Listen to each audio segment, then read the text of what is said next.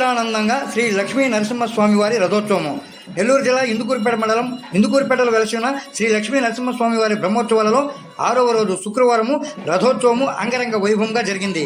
ఉభయదాతలుగా చెదలవాడ రవిచంద్ర ప్రసాద్ దంపతులు వ్యవహరించారు. రథోత్సవం జరిగే ప్రధాన వీధులందు కళ్యాపు తల్లి ముగ్గులు వేసి స్వామివారికి ఆహ్వానం పలికారు. రథసారథులకు అడుగడుగున ప్రసాదాలు, మజ్జిగ, పానకం, శీతల పానీయాలు అందజేశారు.